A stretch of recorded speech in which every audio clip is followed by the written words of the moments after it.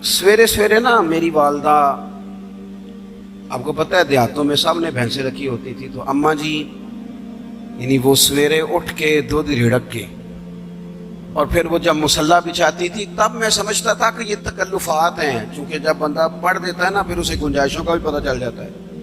मैं समझता था ये तकल्लुफात हैं कि वो पहले कपड़ा बिछाती, मुसल्ला बिछाती, फिर प्याले में पानी ला के पास रखती, फिर वो जनाब उस पर पढ़ना शुरू करती, फिर वो रेल, और फिर रेल के ये जो हाफिज होते हैं ना हमारे, ये फिर ज़्यादा नहीं चूमते कुरान पाक को, इनके पास होता है ना हर वक्त, लेकिन वो पुराने बंदे वो शनील का गुलाफ, फिर उसे खोलना, फिर उसे चूमना, फिर सीने से लगाना, ये सारी चीज़ें उनके पेश नज़र रहती।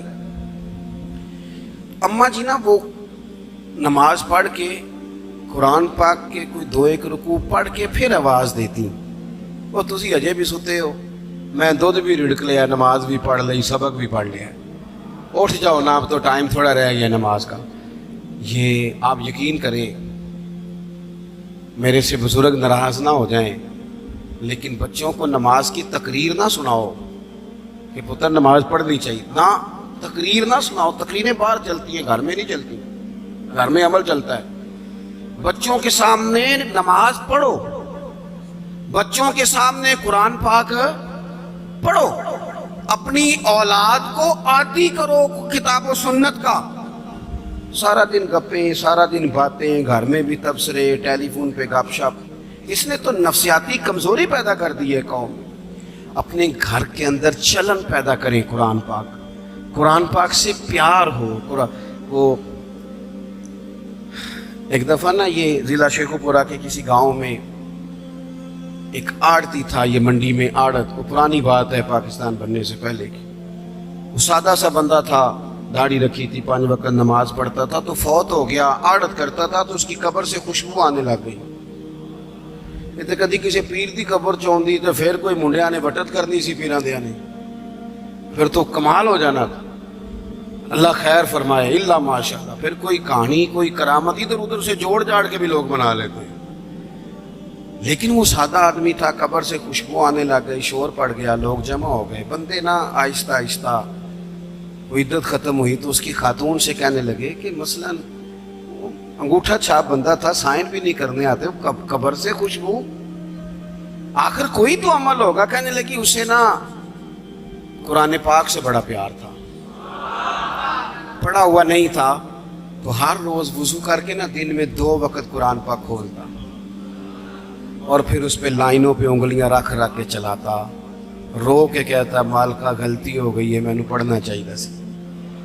अल्लाह तू जो भी आखे है साची आखे है, तेरा कलाम बड़ा सच्चा है, मालिक तू बड़ा करीम है, तू मेरे वास्ते खैर दियां गल्लां की थी।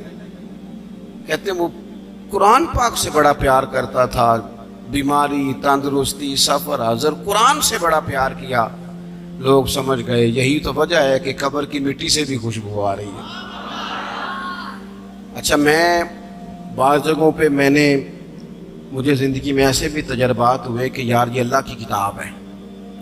मैं जहाज़ में बैठा था तो मोबाइल पे मैंने कुरान शरीफ खोल लिया, मैंने कहा चलो इतनी देर की फ़्लाइट है, कुछ पढ़ते हैं। तो एक मेरे दिल में बदगुमानी आई, कभी कभी पगड़ी दाली वाला बंदा मेरी तरह, अल्लाह माफ़ करे, समझ लेता है ना नेक भी मैं ही हूँ, ये भी कभी कभी बदगुमानी आ जाती है। तो मैं वो तिलावत कर रहा था तो मेरे दिल में ख्याल आया, यार देखो सारे लोग कानों में टूटियाँ लगाई हैं, गप्पे लगा रहे हैं, कुरान पाक पढ़ लेना चाहिए था। तो एक नौजवान, उसने ना बाल पीछे यहाँ रबड़ डाली हुई, औरतों की तरह, पैंट शर्ट बड़ी दाढ़ी और बड़ा जदीद फैशन का उसका स्टाइल। तो मेरे साथ जो सीटें थी उन पे वो बैठ गया और फिर उसने फाइलों के अंदर से सूरत यासीन निकाल ली, और जब उसको मैंने तिलावत करते देखा ना तो मैंने दिल ही दिल में माफ़ी भी मांगी अल्लाह से। और मेरे दिल में ये भी ख्याल आया कि ये अल्लाह का कुरान है, मौलवी, वो कारी साहब, हाफिज साहब, वो फलां साहब, अपने जैसे लोगों से, नेक लोगों की बात नहीं कर रहा। वो तू ना पढ़े तो तू क्या समझता है, कोई पढ़ता ही नहीं। ये तो अल्लाह का कुरान है, ये पढ़ा जाता था, पढ़ा जाता है और कयामत के बाद भी पढ़ा जाता रहेगा। पता नहीं अल्लाह ने, यानी अगर मैं और आप नहीं पढ़ेंगे तो ये मोहताज नहीं, किस किस से रब पढ़वा रहा है, कौन कौन पढ़ रहा है, किस किस तरह लोग पढ़ रहे हैं। तो कुरान पाक से मोहब्बत करें, آج زور کے بعد پڑھ لیں گے کوئی 2 4 آیتیں.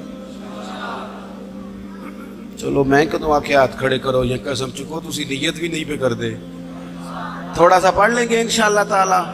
اچھا 2 3 دن میرے کہنے پہ پڑھیں آپ, 2 3 دن, صرف لمبا نہیں.